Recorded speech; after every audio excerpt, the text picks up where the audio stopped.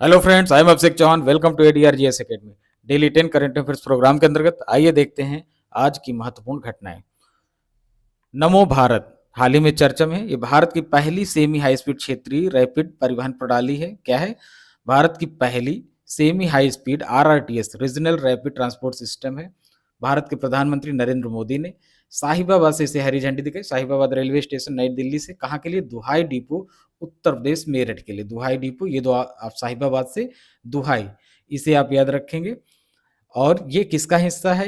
Delhi Ghaziabad Meerut corridor का हिस्सा है, जिसकी आधारशिला प्रधानमंत्री नरेंद्र मोदी के द्वारा 2019 में रखी गई थी। 2019 में इसकी आधारशिला रखी गई थी। प्रोजेक्ट पूरा पूरा जो प्रोजेक्ट है, इसका ये कॉरिडोर कितना है आपका? 82 किलोमीटर का है, जो दिल्ली के सराय काले खां स्टेशन से मेरठ के मोदीपुरम तक विस्तारित होगा। ठीक है, तो अभी जो लॉन्च किया गया है वो है आपका 17 किलोमीटर का। इसी 82 किलोमीटर के अंतर्गत है ये, जिसके साथ शुरुआत कर दी गई है। साहिबाबाद से दुहाई कॉरिडोर के बीच है। ठीक है, साथ ही इसे उत्तर प्रदेश का भी पहला RRTS माना जा रहा है। देश का भी है और उत्तर प्रदेश का भी पहला। आगे देखते हैं। अब तटीय पोत से विद्युत चुम्बकीय रेलगन लॉन्च करने वाला प्रथम देश बना जापान। ठीक है, रेलगन लॉन्च कहाँ से? ऑफशोर शिप से। ऑफशोर शिप से लॉन्च करने वाला पहला देश जापान बना है।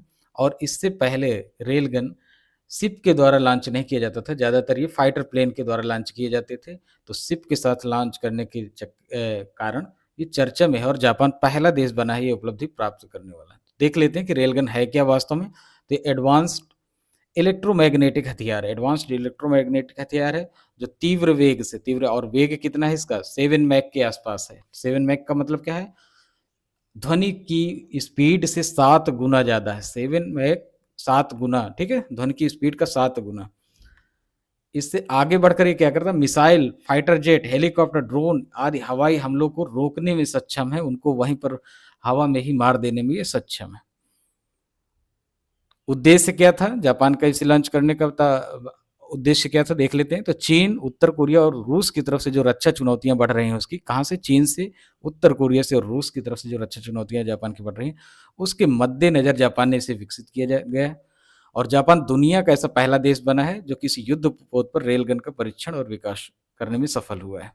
तो रेलगन क्या है? अत्यधिक तीव्र है, बिना आवाज का है और फ्यूचर वेपन के रूप में इसे गौरव प्राप्त है। भविष्य का युद्धास्त्र है ये। इसमें किसी गोले बारूद की जरूरत नहीं होती, अर्थात ये लॉजिस्टिक क्षमता में भी बहुत आगे है, क्योंकि इसके लिए बहुत सारा साजो सामान आपको ट्रांसपोर्ट करना नहीं होता। रक्षा विशेषज्ञों के द्वारा इसे क्या बोला गया? Silent killer. ठीक है, साइलेंट किलर। तो हालात ऐसे हैं कि जापान, जो कि बुद्ध का देश है, वो अब युद्ध के देश में तब्दील हो रहा है, जबकि एक समय इसने युद्ध का परित्याग कर दिया था नागासाकी और हिरोशिमा पर परमाणु बम के हमले के बाद। ठीक है, द्वितीय विश्व युद्ध के बाद इसने युद्ध के कॉन्सेप्ट को ही त्याग दिया था। लेकिन जो परिस्थितियां उसके आसपास व्याप्त हैं, जो उसके सराउंडिंग्स में व्याप्त हैं, चीन के आधिपत्य की जो बातें आए दिन आती हैं जापान सागर में, ठीक है, तो इसके मद्देनजर जापान भी अपनी युद्ध तैयारियों को अंजाम देने में लगा हुआ है और रेलगन उसी का एक पड़ाव है। आगे देखते हैं धोरडो। ठीक है, धोरडो हाल ही में चर्चा में। धोरडो एक गांव है गुजरात में, कच्छ डिस्ट्रिक्ट में, जिसे UNWTO के द्वारा, अर्थात United Nations World Tourism Organization के द्वारा इसे सर्वश्रेष्ठ पर्यटन गांव 2023 से सम्मानित किया गया है। कहाँ पर है? कच्छ, मैंने बताया ही आपको, गुजरात में। ठीक है, UNWTO जो कि विश्व पर्यटन संगठन है, इसने 54, पूरे विश्व भर में इसने 54 सर्वश्रेष्ठ पर्यटन गांव घोषित किए गए हैं। उन्हीं में से एक धोरडो है। ठीक है, यहाँ रैंकिंग का मतलब नहीं है, 54 सारे सर्वश्रेष्ठ गांव हैं, उन्हीं में से एक है। यहाँ पर आप ये इसमें कंफ्यूज ना होइए कि धोरडो इन 54 में से टॉपर है। ठीक है, 54 सारे सर्वश्रेष्ठ पर्यटन गांव। ये सम्मान दिया किस क्षेत्र में जाता है? तो ग्रामीण क्षेत्रों के परिदृश्य, ठीक है, जो लैंडस्केप्स होते हैं आपके, ठीक है, विलेज एरिया में, उनको संरक्षित करने, सांस्कृतिक विविधता जो ग्रामीण क्षेत्रों में, तो उसको बनाए रखने, साथ ही ग्रामीण क्षेत्रों में जो स्थानीय मूल्य हैं उनकी रक्षा करने, और पाक परंपराओं, ठीक है, भोजन कला जो उनकी है, ठीक है, उनकी विशेषताओं को बनाए रखने वाले अग्रणी गांवों के लिए प्रदान किया जाता है। तो कौन सा गांव है? धोरडो गांव, गुजरात, कच्छ, UNWTO, ये सब आप कीवर्ड आप याद रखिए। 54 देशों में से उसको स्थान मिला है। दुर्गा भारत सम्मान, ठीक है, दुर्गा भारत सम्मान हाल ही में दिए गए। ठीक है, कलकत्ता से वो वेस्ट बंगाल सरकार के द्वारा दिए जाते हैं। और वेस्ट बंगाल के राज्यपाल सीवी आनंद के द्वारा ये अवार्ड वितरित किए गए हैं। देख लेते हैं किनको किनको मिला है। तो पंडित अजय चक्रवर्ती, ठीक है, इनको मिला है। ये हिंदुस्तानी शास्त्रीय संगीत से संबंधित संगीतकार हैं। जीआरएसी, ठीक है, जीआरएसी को मिला है दूसरे number. Garden rich ship builders and engineers limited है, ठीक है, ये पोत निर्माण की कंपनी है। पीएसईज है, central PSEs, central public sector enterprises. और ठीक है, और स्थित कहाँ पर है? कलकत्ता में। चंद्रयान मिशन जो कि हाल ही में लॉन्च किए गए 3 इसके लिए। और विश्व भारती केंद्रीय विश्वविद्यालय, ये भी आपका पश्चिम बंगाल में स्थित है। कहाँ पर? वीरभूम डिस्ट्रिक्ट में स्थित है, जिसकी स्थापना आर.एन. टैगोर के द्वारा की गई थी। पहले ये शांति निकेतन विद्यालय था, जिसे बाद में आर.एन. टैगोर ने विश्व भारती विश्वविद्यालय के रूप में बदल दिया। तो ये 4 दुर्गा भारत सम्मान से नवाजे गए व्यक्ति या संस्थान, ठीक है, व्यक्ति या संस्थान है, ठीक है। और अवार्ड किसने दिया? राज्यपाल सीवी आनंद। इन्हें भी आप, सीवी आनंद बोस को भी आप याद रख सकते हैं। इम्फाल, ठीक है, इम्फाल यार्ड 12706। यहाँ पर इम्फाल का मतलब मणिपुर की राजधानी से नहीं है, ठीक है, हालांकि उसी के नाम पर इसे रखा गया है। देख लेते हैं कि इम्फाल अर्थात यार्ड 12706 है क्या। तो स्टील्थ गाइडेड मिसाइल डिस्ट्रॉयर है। स्टील्थ गाइडेड मिसाइल डिस्ट्रॉयर युद्धपोत है, ठीक है, वॉरशिप है। भारतीय नौसेना में इसे शामिल किया गया है। और इम्फाल का जो निर्माण किया गया है, अर्थात इस वॉरशिप का, इस युद्धपोत का जो निर्माण किया गया है, प्रोजेक्ट 15B के तहत किया गया। इसे याद रखिए, ठीक है, प्रोजेक्ट 15B।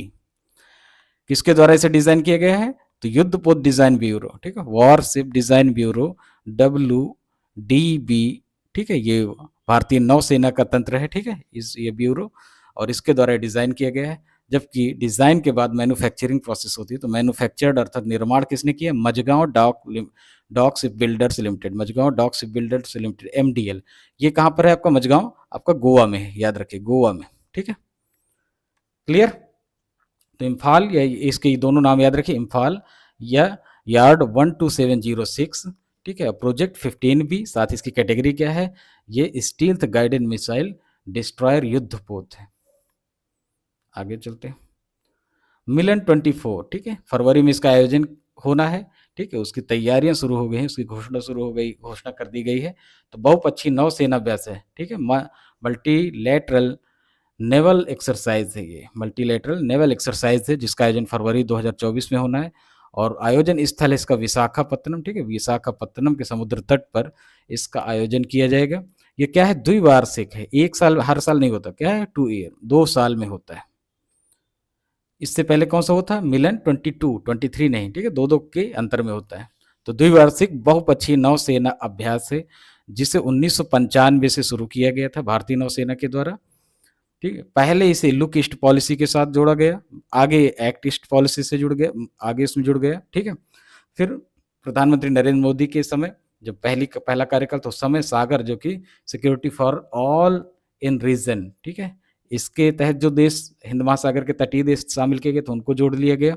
और लगातार भारत अपनी अंतर्राष्ट्रीय क्षमता के अनुरूप देशों की संख्या भी बढ़ाता जा रहा है।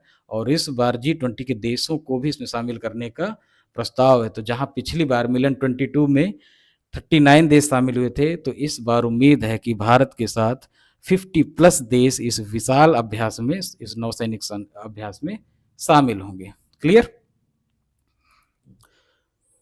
हाँ, साथ ही इसके चरण देख लेते हैं। मिलन 24 2 चरणों में होगा। 2 चरणों में, ज्यादातर जो नेवल एक्सरसाइजेस होती है 2 चरणों में होती है। एक हार्बर चरण, ठीक है, अर्थात वो पोर्ट में होता है ये, ठीक है। और दूसरा होता है समुद्री चरण, जो कि समुद्र में होता है। तो हार्बर पोर्ट कूल चरण होता है, ठीक है। यहाँ पर संगोष्ठियां, सिंपोजियम आयोजित होते हैं, प्रदर्शनी आयोजित होती हैं, परेड आयोजित होती है, ठीक है। ये थोड़ा कूल चरण होता है। लेकिन समुद्री चरण में युद्ध अभ्यास किए जाते हैं, जहाँ पर एक दूसरे से मिसाइल से हमले बचाओ, टारपीडो से हमले बचाओ, ये सारे अपने युद्ध अस्त्रों का प्रदर्शन और वॉर टैक्टिक्स का प्रदर्शन किया जाता है। क्लियर? आगे देखते हैं। राष्ट्रीय पुलिस स्मृति दिवस 2023। राष्ट्रीय पुलिस स्मृति दिवस 2023, नेशनल पुलिस कॉमेमोरेशन डे कब मनाया जाता है? 21 अक्टूबर को प्रतिवर्ष मनाया जाता है। और किस लिए मनाया जाता है? कर्तव्य पालन में अपने प्राण न्यौछावर करने वाले पुलिस कर्मियों की याद में, ठीक है, पुलिस कर्मियों की याद में ये मनाया जाता है, जो अपने प्राण न्यौछावर कर देते हैं ड्यूटी पीरियड में। उन्हें सम्मान देने के लिए, ठीक। और इसकी शुरुआत कहाँ से, इसका इतिहास देख लेते हैं। तो यह दिन उन 10 पुलिस कर्मियों जो सीआरपीएफ के थे, उनके बलिदान को समर्पित है, जो 21 अक्टूबर 1959 को घात लगाए चीनी सैनिकों के हमले का शिकार हो गए थे। 1962 से पहले ही इंडो चाइना बॉर्डर पे स्थितियां गड़बड़ होने लगी थी और 1959 में एक हमला हुआ, ठीक है, जो वहां पर गश्ती कर रहे सीआरपीएफ के जवानों पर घात लगाकर हमला किया गया था, जिसमें 10 जवान शहीद हो गए थे। तो उन्हीं की याद में, उन्हीं के समर्पण में, उन्हीं के बलिदान को एक गौरवशाली स्थिति प्रदान करने के लिए ये दिन मनाया जाता है 21 अक्टूबर को।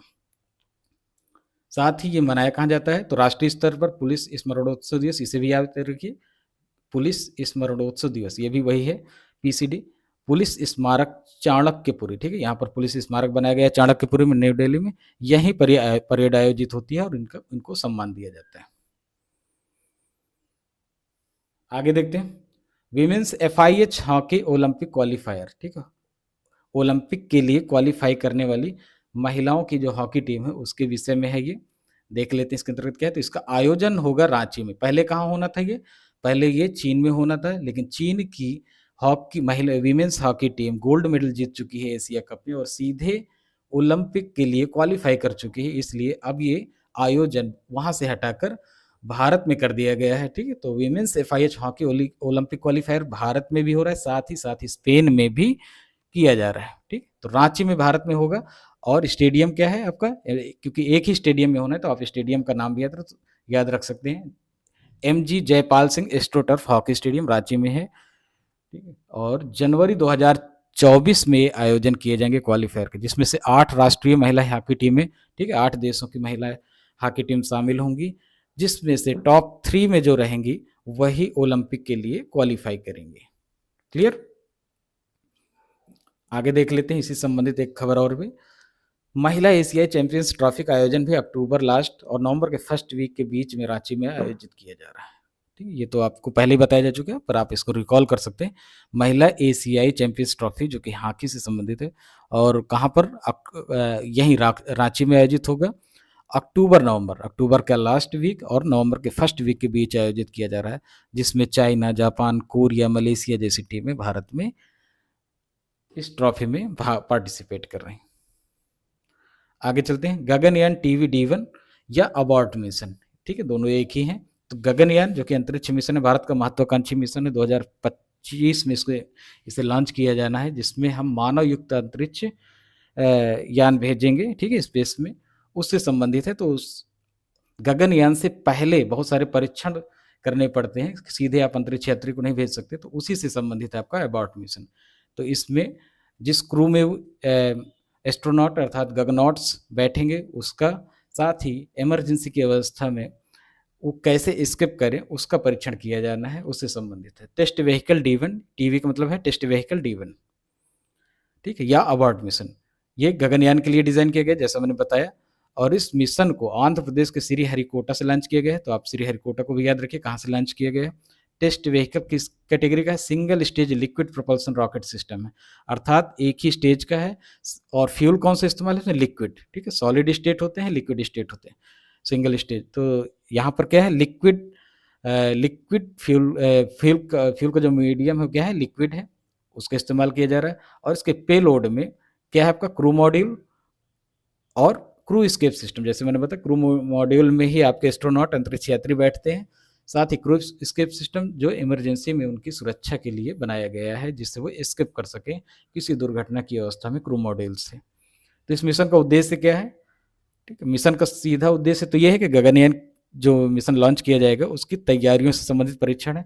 तो पहले तो ओवरऑल TVD-1 जो आपका जा रहा है, ठीक है, रॉकेट के माध्यम से ये परीक्षण अभियान, इसका प्रदर्शन और मूल्यांकन किया जाएगा ओवरऑल। दूसरा, इसके साथ जा रहा है आपका क्रू मॉड्यूल TVD-1 के साथ, तो इसका प्रदर्शन और मूल्यांकन किया जाएगा, जहां पर कि गगनॉट्स या वो एस्ट्रोनॉट जो गगनयान में बैठेंगे, ठीक है, उनके लिए क्या इस्तेमाल किया जा रहा है शब्द? गगनॉट्स, गगनयान प्लस एस्ट्रोनॉट मिला के, तो उनका प्रदर्शन और मूल्यांकन किया जाएगा। साथ ही क्रू स्केप सिस्टम, जैसा मैंने बताया इमरजेंसी की स्थिति में कैसे एग्जिट करना है, उसका प्रदर्शन और मूल्यांकन किया जाएगा। और इस परीक्षण के लिए क्या किया जाए, क्रू मॉड्यूल और क्रू एस्केप सिस्टम, ये सीएम और सीईएस, इनको 17 किलोमीटर की ऊंचाई पर टेस्ट व्हीकल से अलग करके परीक्षण किया जाएगा। मिशन गगनयान के विषय में थोड़ा सा समझ लेते हैं, कुछ फैक्ट्स। ठीक है, तो ये क्या है, मानव युक्त अंतरिक्ष मिशन है, भारत का महत्वाकांक्षी मिशन है जो कि मानव युक्त है और पहला है अब तक का भारत के संदर्भ में। 2025 तक जो टारगेट समय है, कब तक लॉन्च करना है, 2025 तक 3 एस्ट्रोनॉट, ठीक है, 3 एस्ट्रोनॉट आपके सिलेक्ट किए गए हैं। 400 किलोमीटर की ऊंचाई पर पृथ्वी की निचली कक्षा में 3 दिवसीय मिशन के लिए भेजे जाएंगे। ठीक है, तो ये फैक्ट्स आप याद रखिए, 2025 3 एस्ट्रोनॉट 400 किलोमीटर की पृथ्वी की निचली कक्षा, ठीक है, लोअर ऑर्बिट में, और 3 दिवसीय मिशन के लिए भेजे जाएंगे। क्रू मॉड्यूल के अंदर ही गगनॉट्स बैठकर धरती के चारों ओर चक्कर लगाएंगे। ठीक है, तो कहाँ, क्रू मॉड्यूल से बाहर ही नहीं निकलेंगे, इमरजेंसी की स्थिति में ही क्रू एस्केप सिस्टम का प्रयोग किया जाना है, उसके अंदर ही बैठकर ही धरती के चक्कर लगाएंगे। और इस मिशन की सफलता के बाद अमेरिका, रूस और चीन के बाद भारत मानव युक्त अंतरिक्ष उड़ान मिशन हासिल करने वाला दुनिया का चौथा देश बन जाएगा। क्लियर, आगे चलते हैं। भारतीय सैन्य विरासत महोत्सव, इंडियन मिलिट्री हेरिटेज फेस्टिवल, हाल ही में आयोजित किया गया न्यू दिल्ली में। ठीक है, आयोजन स्थल क्या है, न्यू दिल्ली में। कहां पर, मानेकशा सेंटर में इसका आयोजन किया गया है। आयोजक हैं यूएसआई अर्थात United service institution of India. उद्घाटन, ये उद्घाटन थोड़ा सा याद रखें करिए, खासकर उत्तर प्रदेश के एग्जाम में उद्घाटनकर्ता अगर आप भारत के प्रधानमंत्री हैं या कैबिनेट मंत्री हैं या कोई अन्य महत्वपूर्ण मंत्री हैं या राज्यों के मुख्यमंत्री हैं, अगर इन लोगों के द्वारा उद्घाटन किया जाता है तो उन्हें आप जरूर याद रखिए। ये सवाल काफ़ी फंसाते हैं, कई बार कंफ्यूज भी बहुत करते हैं, तो इन पर एक नज़र जरूर डाला करिए कि उद्घाटन किया किसने है, इसलिए इसमें मेंशन किया है। खासकर मंत्री, मुख्यमंत्री, ठीक है, और प्रधानमंत्री के द्वारा, राष्ट्रपति के द्वारा। तो यहाँ पर उद्घाटन किसने किया है, डिफेंस मिनिस्टर राजनाथ सिंह ने किया है। और उद्देश्य क्या है, देश के युवाओं को सैन्य जवानों के त्याग, बलिदान और उनकी भूमिका के बारे में जागरूक करना। तो ये रहा आपका इंडियन मिलिट्री हेरिटेज फेस्टिवल। ये रहे आज के महत्वपूर्ण तथ्य करंट अफेयर से संबंधित। निश्चित रूप से आपको इनका लाभ मिलेगा। जुड़े रहिए आप ADRGS एकेडमी के साथ और चैनल को सब्सक्राइब करिए, लाइक करिए, शेयर करिए। ठीक है, थैंक यू वेरी मच।